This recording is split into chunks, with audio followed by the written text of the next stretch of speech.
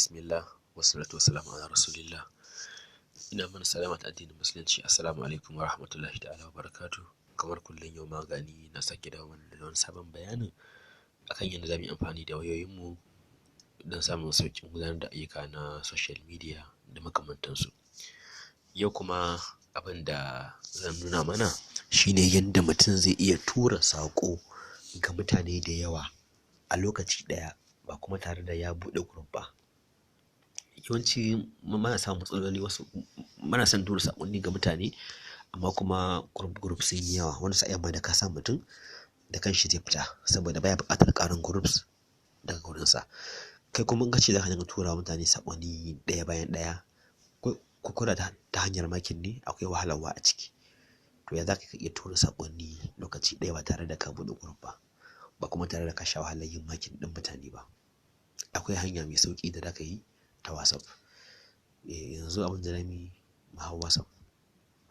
Gashi nan daga kusa da na ƙarshe na farko, gashi nan WhatsApp, za mu danna shi. Gashi nan mun danna, muna jira ya buɗe. To yayin da WhatsApp ɗinka ya buɗe, afuwan za ku ga nawa ba irin naku bane ba, nawa GB WhatsApp ne, shi za ku ga shi da wata kala daban. Wanda kuma kuna da GB WhatsApp za ku iya canja mai dukkan kalar da kuke so. Abin da za ka yi shi ne ga menu nan daga sama can, gashi nan ɗigo guda uku a jere, shi za ka danna. Yayin da ka danna shi, ka biyo a hankali za ka ga privacy, GB settings, restart, custom chat, message scheduler. Haka ne a hankali har ka zo kan wanda gashi nan shine an sa new broadcast. New broadcast. Shi broadcast shine zai baka dama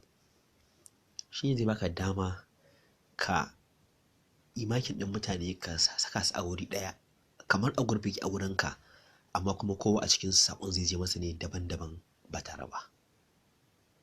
Abin da za ka yi shine misali yanzu gashi nan daga sama an sa new broadcast 0 of 256 selected, wato an ce maka baka zaɓi ko ɗaya ba kuma kana da dama ka zaɓi mutane 256.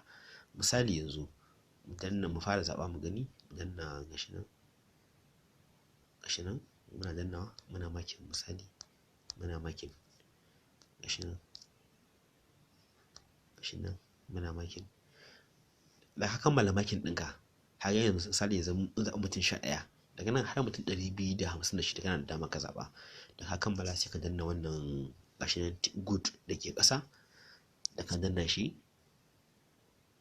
kun ga shi kenan har ya haɗa mana mutum 11 a waje ɗaya. Kai a gurinka kaman group ne, za ka iya canja mai suna. Misali ka ce ga editing nan, za mu iya cewa new broadcast, sai ka ce okay. Gashi nan ka canja mai suna. Za ka iya ƙara wani a ciki daga baya in kana buƙata. Za ka iya ƙara wani. Gashi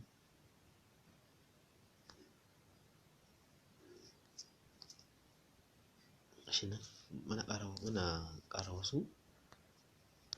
Gani muna ƙarawa. So in ka gama dai ko ya kake so, in ka kammala sun ƙara, har yanzu sun koma mutum 14. Kun gan shi gashi nan da sunansa cewar broadcast, new broadcast.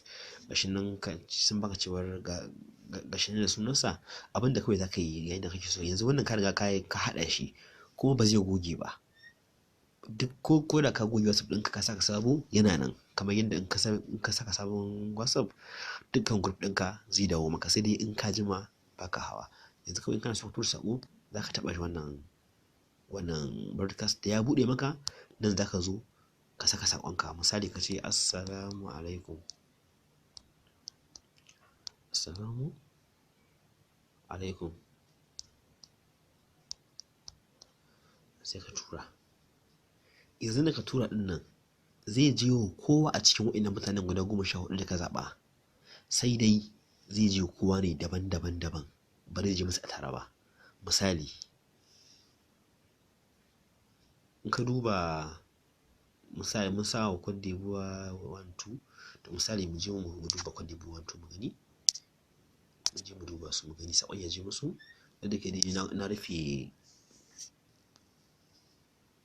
data ta, so da haka ba za ku ga saƙon ya je mai yanzu, amma za mu ga wani abu yanzu. Mu je mu duba Cote d'Ivoire 1. Gashi nan misali mun je. Kun ga assalamu alaikum ta zo masa. Kuma ba a group ba. A shi kaɗai ta zuwa. Mu je mu duba mu ga number 2 ɗin. Shi ma saƙon ya je masa. Mu je mu duba Cote d'Ivoire 02. Gashi. Kuma shi ma saƙon ya zo masa. To haka ɗaya bayan ɗaya kowa saƙon ya je masa.